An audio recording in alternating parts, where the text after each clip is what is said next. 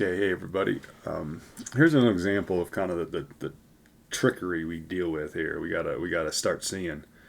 Right here is the Constitution of the state of Colorado. Okay, and it is part of the Colorado Revised Statutes. Okay, up here, Colorado Revised Statutes in the state of Colorado. This is the only thing that matters.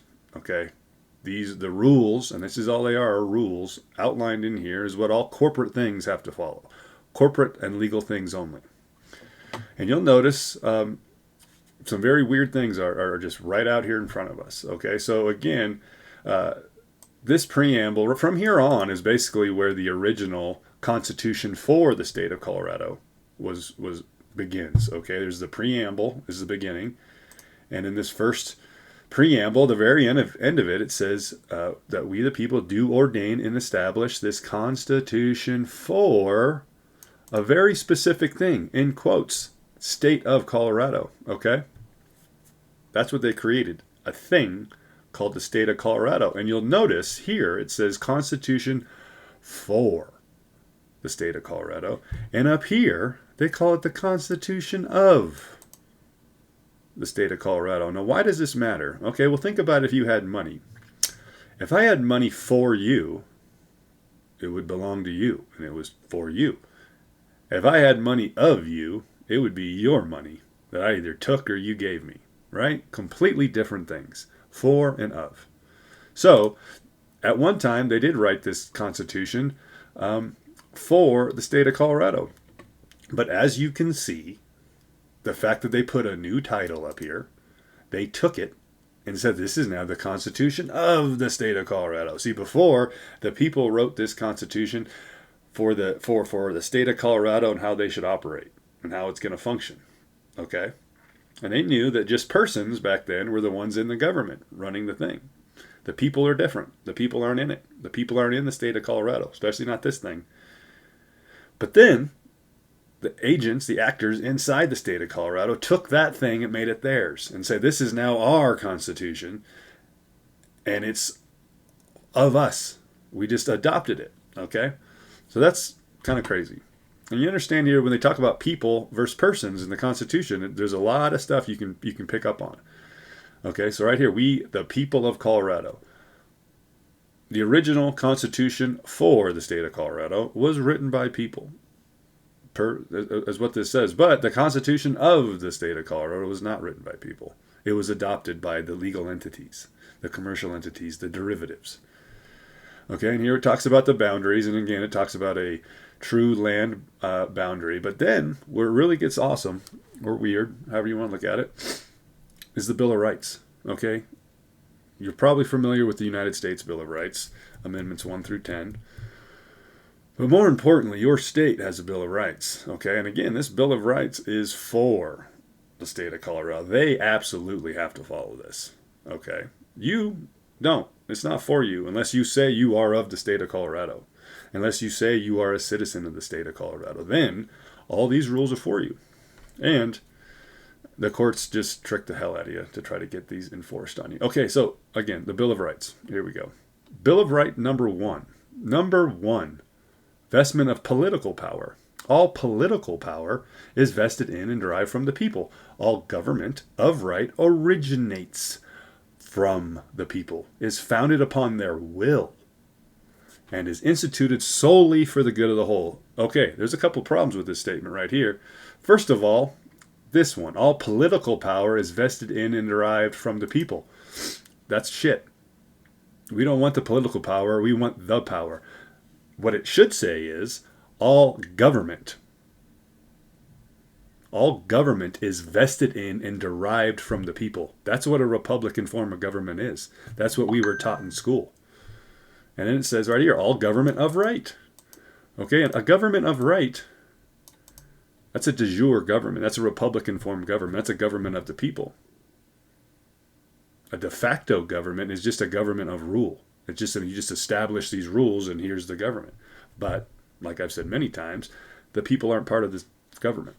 So that's a trick, all right? Vestment of power, okay? If the government is vested and owned by the people, then A, the people are protected, and B, it's Republican form. We don't have that. We got something else. All right, now let's move down. People may alter or abolish a form of government or abolish the form of government. The people of this state have the sole and exclusive right of governing themselves. Okay? You have the sole and exclusive right to govern yourself. What does that really mean? Nobody should be governing you. You have the exclusive right to govern yourself. And when you see and you know it and you say it and you live it, then it becomes real. Until then, it's just words on paper, and you're letting anybody govern you.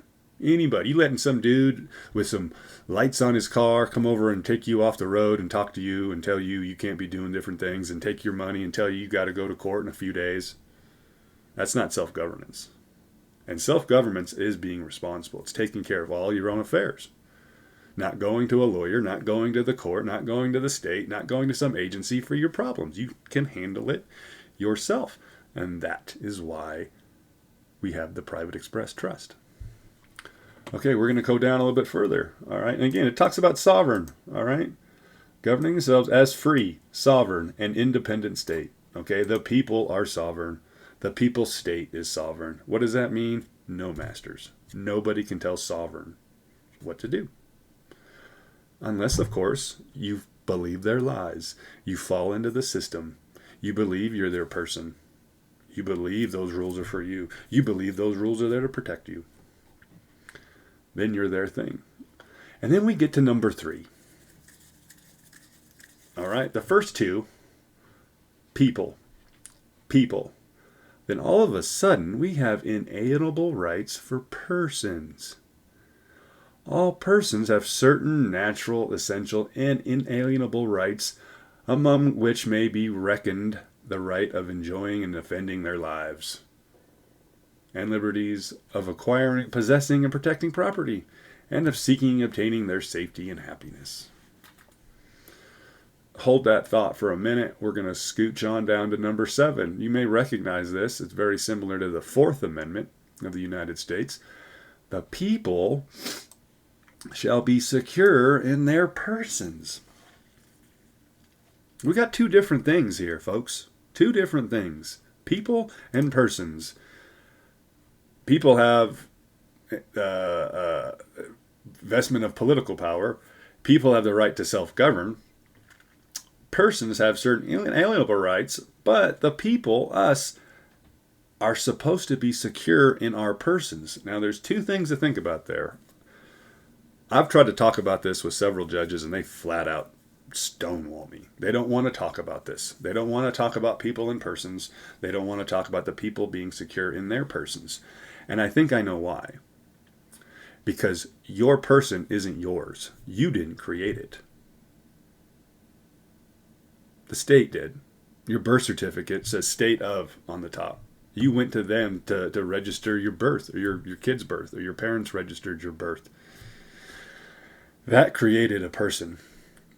That created a commercial and legal entity, of which the entire government revolves around. It functions with persons and only persons, and anybody will tell you that.